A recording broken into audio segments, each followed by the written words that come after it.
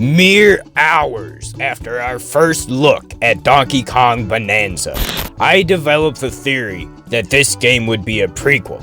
Now everyone thought I was kinda crazy for saying this game was a prequel just from looking at basically this one frame. But since then, we've got a whole lot of new information, teasing the idea that I was right.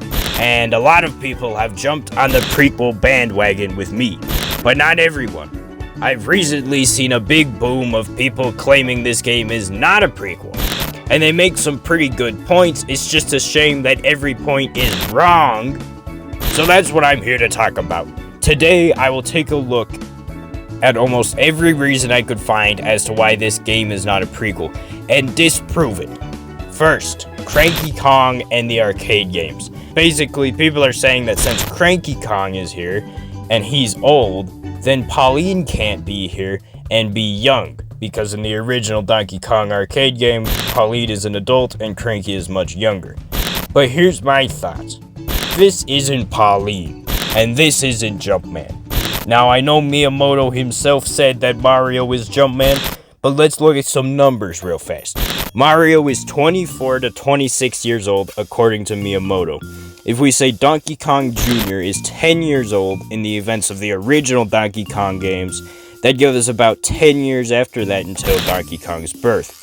Gorillas typically have children at around 20, and we can reasonably assume that the Kongs have similar lifespans. If we assume modern Donkey Kong is at least 17 years old, then Donkey Kong Arcade happened before Mario was even born. And I'm being very generous with the ages of Donkey Kong and Donkey Kong Jr. here. Not only that, the Mario movie teased the idea of Mario and Jumpman being different characters. Now I know the Mario movie isn't canon, but keep in mind, this is the movie that established Donkey Kong and Diddy Kong's redesigns. So we've seen how they can use the movie to establish an idea that then becomes canon, which just might be the case with Mario and Jumpman being two different people. The different names are also worth noting. Also, there's a spirit in Super Smash Bros. Ultimate based off Arcade DK called Donkey Kong and Lady. If it was already established that this is Pauline, then why would the spirit be called Donkey Kong and Lady? Unless this is actually just Lady. All I'm saying is Nintendo might just retcon this. Reason number 2. I've seen people say Pauline could have just reversed in age, or that there's some kind of time travel plot. Now there's so many reasons why this doesn't make any sense at all. For one, if she just magically turned young, her dialogue doesn't make a lot of sense. Listen to this. CK, I love to sing more than anything. I have this dream. Maybe if we get to the surface, you and me, we can make it more than a dream. She said she has a dream. We can most likely assume that this dream is to be a professional singer or possibly to be the mayor of New Donk City. But if this is adult Pauline turned into a child, then she already accomplished almost everything a person could even want to accomplish in life. Not only that, a lot of her dialogue just has a childlike quality and style. Listen to this scene. Planet Core? But no! I'm going with DK, so you just stay away! This is not how an adult trapped inside of a child's body would speak. I know that from experience. Another point I've seen made is that Pauline's clothes look like she's been de-aged, because supposedly this looks like her dress as an adult, except it's cut up to fit her smaller body, and these jeans are too big. But you're overthinking it. This outfit is called the Rockout Rags. Most likely, a lot of her outfits will be inspired by various music genres, seeing as she's a singer. Also, this doesn't really look like an adult-sized dress. It looks like a child-sized dress that's been cut for better mobility or something. Also, breaking free of the dress could just be a metaphor for her breaking free from the rock. Think about that. But also, what would even be the point of just reversing her age? I've seen someone say maybe they did this so she could fit on DK's back. because regular Pauline is too tall to be on his back like this.